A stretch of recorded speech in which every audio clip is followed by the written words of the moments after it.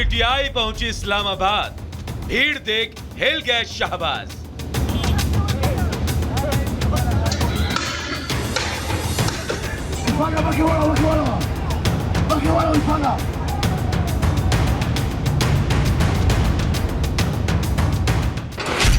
Police से नहीं बनी बात, इस्लामाबाद में सेना तैनात।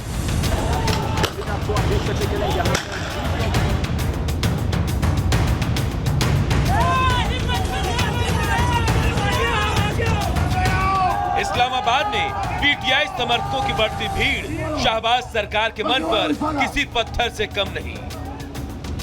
इस भीड़ को काबू करने के लिए शहबाज सरकार की अब तक की हर कोशिश नाकाम ही साबित होती रही।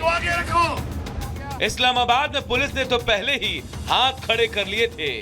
उनके आंसू गैस के गोले और पानी की बौछारें इस भीड़ को रोकने में पूरी तरह नाकाम साबित हुई। आंसू गैस के धुएं से निपटने के लिए लोगों ने गैस मास्क और कपड़े का मास्क तक पहन लिया। इसके बाद रास्तों को पूरी तरह से बंद करने के लिए कंटेनर तक लगा दिए गए। लेकिन प्रदर्शनकारियों की भारी तादाद के आगे ये कंटेनर भी बौने ही साबित हुए। जब बात नहीं बनी तो भीड़ को संभालने के लिए देर रात सेना को तैनात कर दिया गया। बावजूद इसके भीड़ आगे ही बढ़ती जा रही है।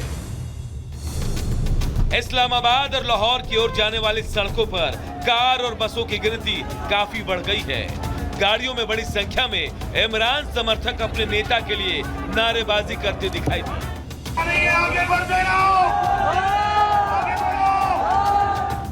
इमरान खान की पार्टी के समर्थक जेल से उनकी रिहाई को लेकर ये प्रदर्शन कर रहे हैं। साथ ही प्रदर्शनकारियों की मांग है कि न्यायपालिका पूरी तरह स्वतंत्र होकर काम करे। प्रदर्शन को देखते हुए पुलिस ने कड़ी सुरक्षा व्यवस्था की है। प्रदर्शनकारियों पर आंसू गैस के गोले दागे गए। सभी राजमार्गों को बंद कर दिया गया है। मोबाइल सेवाओं को भी निलंबित कर दिया गया है। पीटीआई समर्थकों ने आरोप लगाया है कि कुछ नेताओं को गिरफ्तार किया गया है। गिरफ्तार किए गए नेताओं में खैबर पख्तूनख्वा के मुख्यमंत्री अली अमीन गंदापुर भी शामिल है। पीटीआई समर्थकों का कहना है कि रेंजर्स ने जबरन घर में घुसकर अली अमीन को गिरफ्तार किया। यह गिरफ्तारी उस वक्त हुई जब वो अपनी पार्टी के विरोध प्रदर्शन का हिस्सा बनने के लिए राजधानी पहुंचे थे। पिछले 48 घंटे में 120 भगवान नेशनल ने जो पकड़े गए। पुलिस पे फायरिंग हुई है और आंसू गैस तो वो मुसलसल पुलिस वालों पे चला रहे थे। अब ये हम चेक कर रहे हैं कि उनके पास इतनी आंसू गैस कैसे आई और कैसे इस्तेमाल कर रहे थे, लेकिन उन्होंने पुलिस के ऊपर फायर भी किया। हमारा तकरीबन वहाँ पे 80 से 85 के करीब पुलिस वाले हैं जो जख्मी हैं। इमरान खान भले ही जेल में है, लेकिन शहबाज शरीफ के लिए अब भी बड़ी परेशानी बने हुए हैं। खासकर बीते 3 दिन में जिस तरह से पीटीआई समर्थकों ने इस्लामाबाद की घेराबंदी की है, वो बता रही है कि शहबाज की कुर्सी डगमगाने लगी है। और कौन जानता है कि इस भीड़ के बोझ से इस कुर्सी के पाए न जाने कब टूट जाएं। हम मुल्क बचाने निकले हैं, आओ हमारे साथ चलो। Bureau report, Republic Bharat. तो देखिए, शहबाज शरीफ की मुश्किलें बढ़ती हुई नजर आ रही हैं। ऐसा क्यों हो रहा है ये आपको बता दें कि आतंक परस्त पाकिस्तान में गृह युद्ध जैसे हालात इस समय हो गए हैं। पाकिस्तानी हुक्मरानों के खिलाफ बगावत जो है वो तेज हो गई है। वहां आवाम जो है बगावत कर रही है, विरोध की मार वहां पर सह रहे हैं शहबाज शरीफ। और पीटीआई के कार्यकर्ताओं का जोरदार प्रदर्शन वहां पर हो रहा है, जिसकी तस्वीरें आपको दिखाई थी। सड़कों पर इमरान खान की रिहाई की मांग की जा रही है। खैबर पख्तूनख्वा में विरोध पहले से ही जारी था और अब देखिए किस तरीके से सरकार के खिलाफ पीओके में भी नाराजगी जो है वो दिखाई दे रही है। तो ये आपको बता रहे हैं कि शहबाज पर मुसीबतों का बोझ है और कितना बोझ है। तो सरकार के खिलाफ गुस्सा यहाँ पे सड़कों पर दिखाई दे रहा है। दरअसल हालात ये बन गए कि सड़कों पे जो लोग हैं वो उतर गए हैं।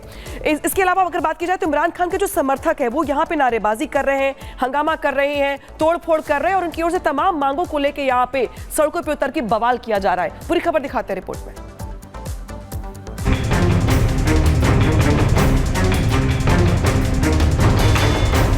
खुश ना हो पाकिस्तान, भारत का एजेंडा है साफ, पाकिस्तान से नहीं होगी कोई बात। जी हाँ, शंघाई सहयोग संगठन यानी कि एससीओ की बैठक में शामिल होने के लिए इस्लामाबाद जाने से पहले विदेश मंत्री एस जयशंकर ने साफ कर दिया है कि पाकिस्तान से कोई बातचीत नहीं होगी।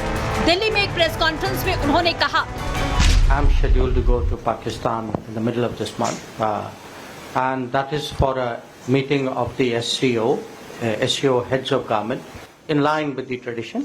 It so happens that the meeting is taking place in Pakistan because, like us, they are a relatively recent member. But I do want to say it will be for a multilateral event. I mean, I'm not going there to discuss India-Pakistan relations. I'm going there to be a good member of the SCO, but since I'm a courteous and civil person, I will behave myself accordingly. सरकार ने साफ कर दिया है कि पाकिस्तान जब तक आतंक पर लगाम नहीं लगाता, उससे कोई बातचीत नहीं होगी। लेकिन भारत के कुछ नेता अब भी पाक का राग अलाप रहे हैं और पाकिस्तान से बातचीत की वकालत कर रहे हैं। उम्मीद करूंगा कि ये जहां शंघाई के बारे में उस मीटिंग में बात करेंगे कि वो दूसरी बातें भी करें कि मुल्क को कैसे हम लोग दोस्ती की तरफ चलाएं और इस नफरत को किसी तरीके से ख़त्म करें। आपको बता दें, पाकिस्तान की राजधानी इस्लामाबाद में एससीओ समिट इसी महीने 15 और 16 तारीख को होगी।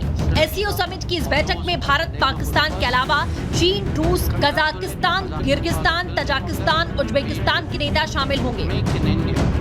इस बैठक के लिए पाकिस्तान ने प्रधानमंत्री मोदी को न्योता दिया था, लेकिन भारत ने अपने वरिष्ठ मंत्री और कूटनीति के चाणक्य कहे जाने वाले डॉक्टर जयशंकर को भेजने का फैसला लिया। एससीओ का मंच पूरी तरह से इंटरनेशनल होगा, जिस पर दुनिया के बड़े देशों की निगाहें होंगी। माना जा रहा है कि इस मंच पर भारत पाकिस्तान के आतंकी करतूतों का भंडाफोड़ करेगा। आपको बता दें किन किन मुद्दों पर पाकिस्तान को भारत घेर सकता है। कश्मीर में आतंकी घटनाओं का पाकिस्तान कनेक्शन, खालिस्तानी आतंकियों के पाकिस्तानी आकाओं का मुद्दा, आतंक को पालने वाली पाकिस्तान की सरकारी पॉलिसी, दुनिया भर के फैले आतंकियों का पाकिस्तानी कनेक्शन, आतंक समर्थक कट्टरपंथी मौलानाओं को श्रेय। इस साल जुलाई में भी एससीओ की मीटिंग हुई। कजाकिस्तान की राजधानी अस्ताना में हुई इस मीटिंग में विदेश मंत्री एस जयशंकर ने भारत का प्रतिनिधित्व किया। मीटिंग में जयशंकर ने इशारों में पाकिस्तान पर हमला बोला। जयशंकर ने अंतर्राष्ट्रीय समुदाय से उन देशों को अलग थलग और बेनकाब करने को कहा जो आतंक को पालने और उसे एक्सपोर्ट करने का काम करते हैं। जयशंकर ने पाकिस्तान को घेरते हुए कहा था कि अगर आतंकवाद को बेलगाम छोड़ दिया गया तो ये क्षेत्रीय और वैश्विक शांति के लिए बड़ा खतरा बन सकता है। इस्लामाबाद की एससीओ बैठक में भी जयशंकर के तेवर यही रहेंगे, जिसकी झलक उन्होंने आज दिल्ली में दिखा दी है। Bureau report, Republic Bharat.